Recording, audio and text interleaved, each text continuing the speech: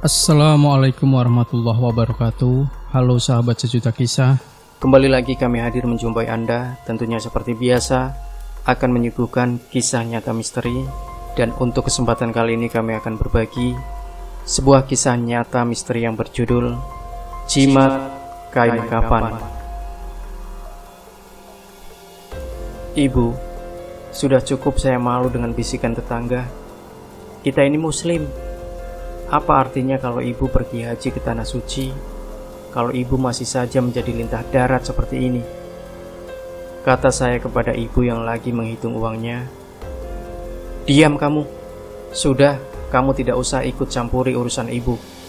Yang sangat penting kamu bisa kuliah dengan adik-adik kamu. Ayah kamu juga sudah lumpuh, serta seperti mayat hidup. Apa bisa dia berikan kita kehidupan?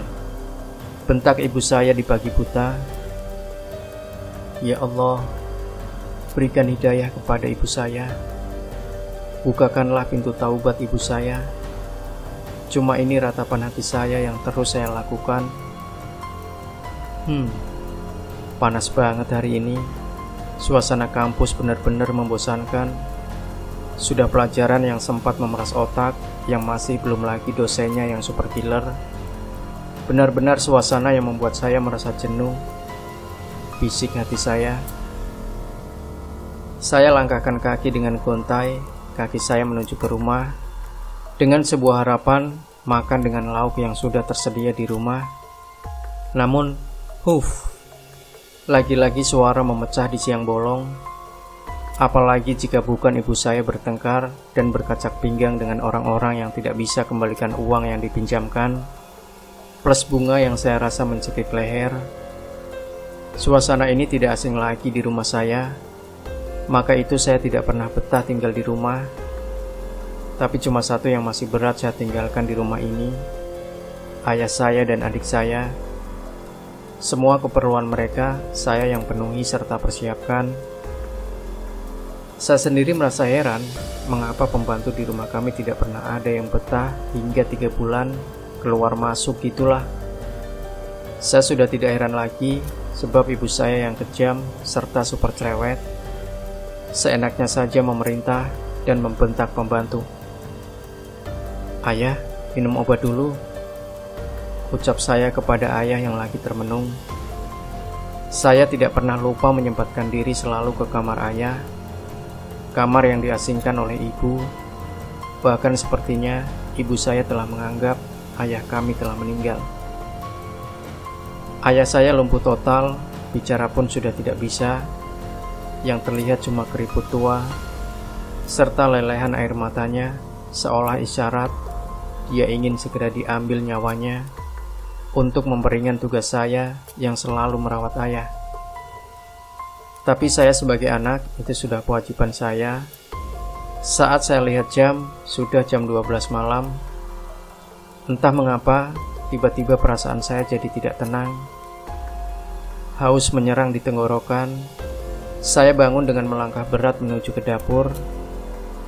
Tapi langkah saya terhenti mendadak, sebab saya melihat ada sekelebatan orang menuju ke kamar ibu.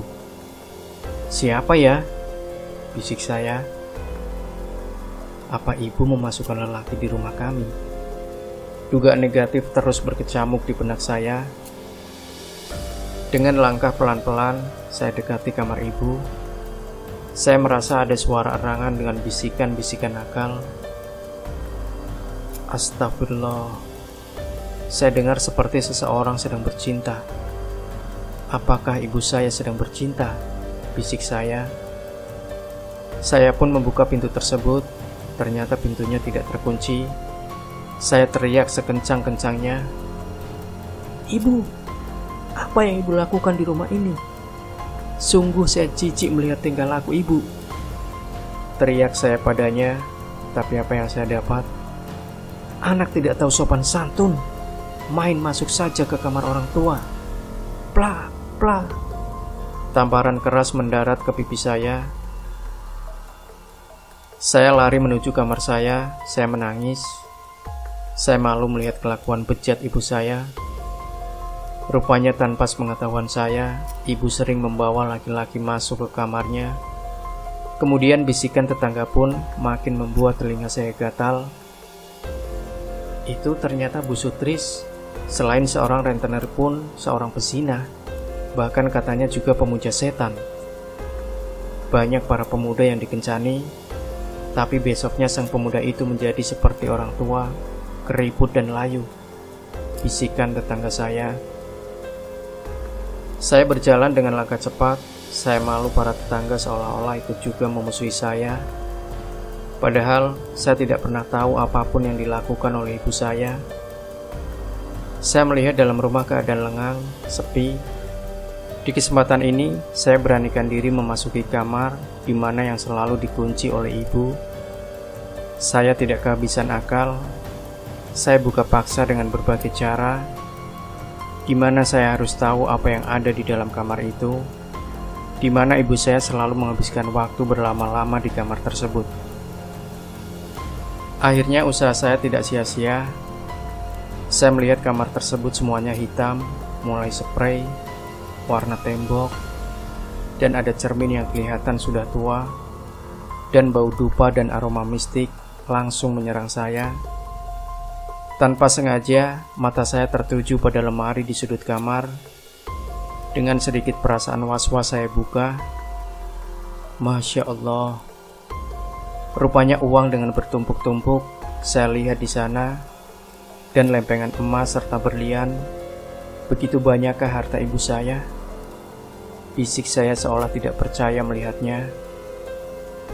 Saya masih terus menyusuri kamar ini, serta saat ini perhatian saya tertuju ke arah meja kecil bersusun di sana. Ada toples kecil yang ternyata isinya seperti bulu dan rambut, tapi saya tidak tahu apa maksudnya itu. Serta di dalam kamar itu, saya terus berkumandang asma-asma Allah, serta ayat kursi saya baca, sebab saya merasakan ada sesuatu yang sepertinya terus mengawasi saya, dan saya temukan juga kain putih yang kumal tersimpan di dalam kotak tua. Apa ini? Saya amati. Baunya busuk amat. Tapi saya bawa keluar dengan harapan mau saya cuci. Mungkin ini kumal sampai perlu saya bersihkan, mengingat ibu saya tidak sempat kali untuk mencuci. Saya keluar dari kamar itu, serta saya bawa kain putih tersebut. Saya rendam di bak dengan harapan mudah untuk membersihkannya. Kring, kring, kring. Telepon rumah berbunyi mengagetkan saya. Langsung saya sambar gagang telepon. Halo, selamat siang, tanya si penelpon. Iya, siang juga. Apa benar ini rumah Ibu Sutris? Iya benar, saya anaknya. Kami dari pihak kepolisian mengabarkan ibu kamu mengalami kecelakaan dan meninggal dunia. Segera datang ke rumah sakit, kami tunggu. Masya Allah, saya menangis histeris. Ibu, ratap saya sendirian. Saya pacu secepatnya mobil supaya segera sampai ke rumah sakit, dan saya melihat ada polisi sudah menunggu saya. Di antaranya saya ke kamar mayat untuk memastikan apakah ini benar ibu saya. Ya Allah, ternyata benar, dia ibu saya. Kondisinya hancur, kepala remuk. Mobil ibu bertabrakan dengan truk yang sama-sama melaju kencang dari arah berlawanan. Saya kuatkan diri ini. Adik saya pun terus menangis. Bahkan saya melihat ayah pun meneteskan air matanya. Acara proses pemakaman pun akan segera berlangsung.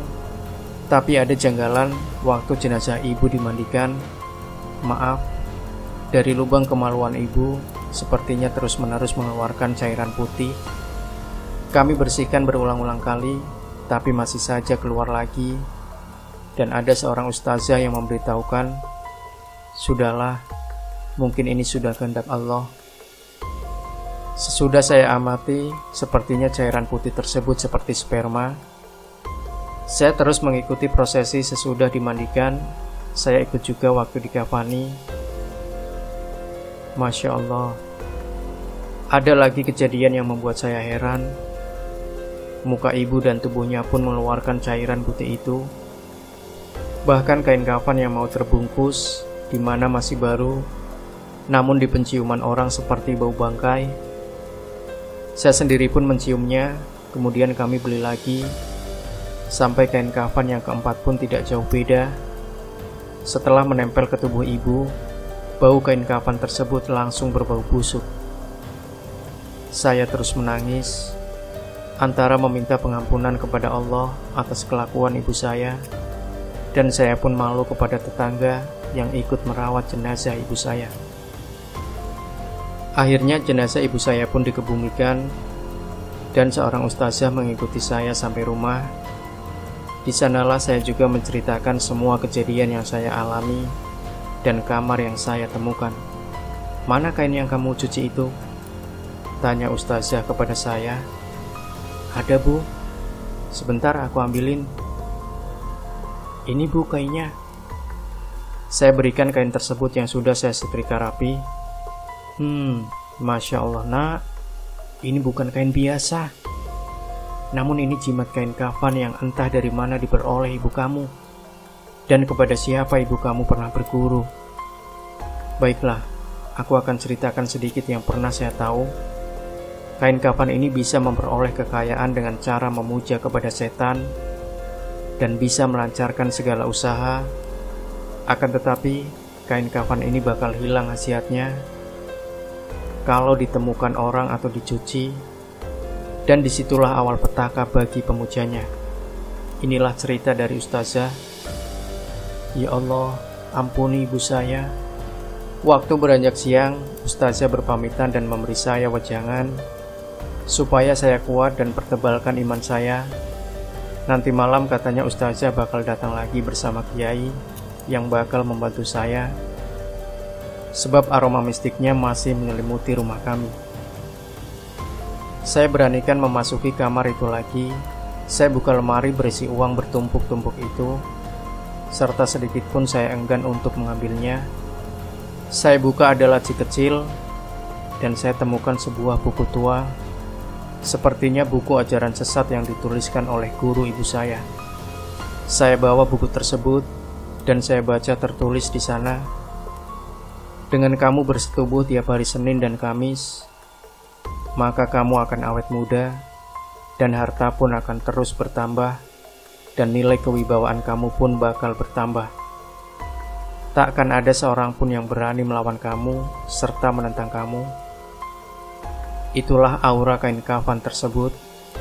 Maka itu, saat kamu bersetubuh, mintalah kepada lawan main kamu untuk membuang spermanya dikit ke tubuh kamu. Ambil sedikit, kamu usapkan ke wajah kamu, dan yang masih menempel di tubuh pun usapkan dengan kain kafan yang sudah kamu peroleh dari saya. Di sanalah dari sperma mereka, kamu sudah menghisap auranya lewat kain kafan tersebut. Maka lawan main kamu bakal kelihatan layu, sebab auranya sudah kamu ambil. Ya Allah, sedemikian jijiknya saya membaca buku ini. Ternyata ini yang dilakukan ibu saya selama ini. Malam telah menyapa, bacaan tahlil bergema di rumah saya. Sesudah acara tahlil usai, saya memberanikan diri berbicara kepada para tetangga yang hadir di acara tahlilan. Saya minta maaf atas nama ibu saya, dan membebaskan hutang dan melunaskan hutang kalau ada yang masih mempunyai tanggungan hutang kepada ibu saya. Kelihatan ucapan dari mereka, "Alhamdulillah, terima kasih, Nak." Satu persatu tetangga berpamitan pulang. Kini tinggal saya dan kiai dan ustazah. Saya tunjukkan buku yang saya temukan tadi, dan kain kafan tersebut saya berikan kepada kiai tersebut. Astagfirullahaladzim. Begitu laknat setan menjerumuskan umat manusia yang tipis imannya. Padahal sudah berhaji, rupanya cuma buat kedok belaka. Aku masih mencium aroma panas dan mistik di rumah ini. Baiklah, akan aku mulai membacakan doa serta menyempurnakan ibu kamu, ucap kiai tersebut. Suasana rumah benar-benar mencekam. Entah saya diliputi perasaan yang amat takut, tapi ketakutan saya itu tercium oleh Ustadz. Beliau menggenggam tangan saya. "Baca ayat-ayat semampu kamu. Kita mempunyai Allah yang bakal melindungi kita. Jadi kita berkumpul di ruangan tengah, dan saya serta ustazah, ayah saya di mana dengan kursi roda, dan adik saya semata wayang pun saya rangkul. Dia teramat takut.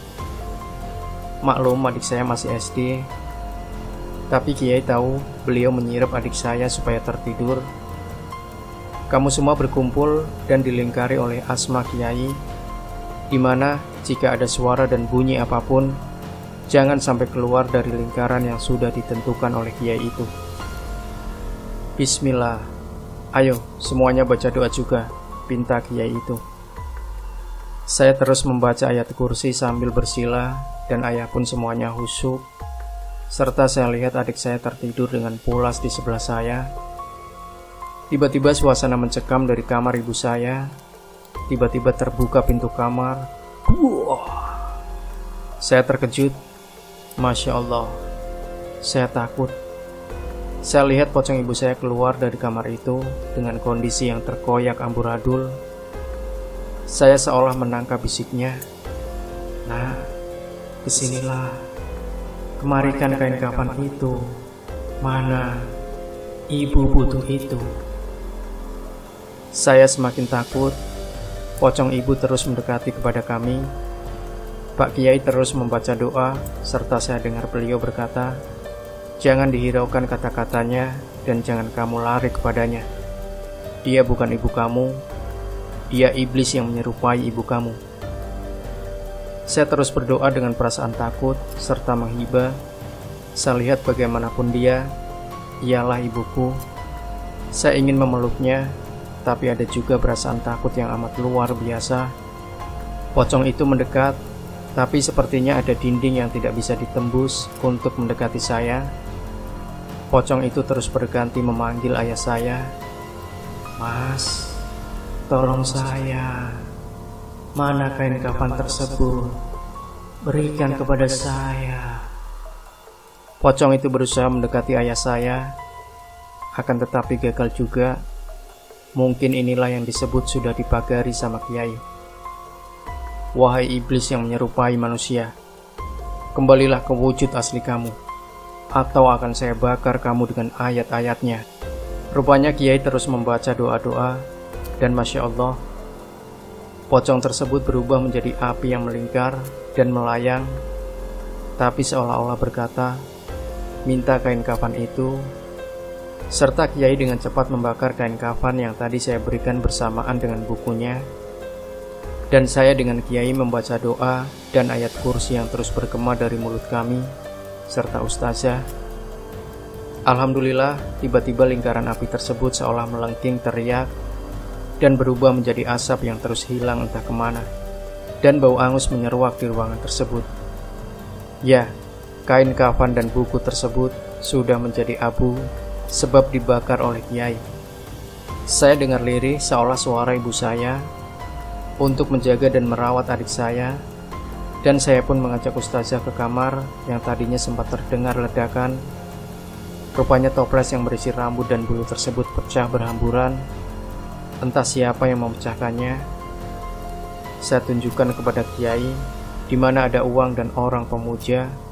Biasanya kalau orang pemuja yang memujanya wafat, hartanya pun pasti ikut ludes. Saya sentuh uang tersebut dan harta itu, serta saya wakafkan semuanya kepada panti asuhan dan jompo dan kepada anak yatim. Saya serahkan kepada mereka semua, dan cuma berharap doa-doa dari mereka bisa menebus dosa ibu saya dan melapangkan jalannya.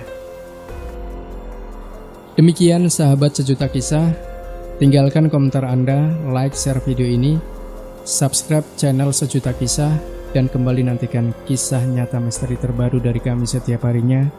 Sampai jumpa. Wassalamualaikum warahmatullahi wabarakatuh.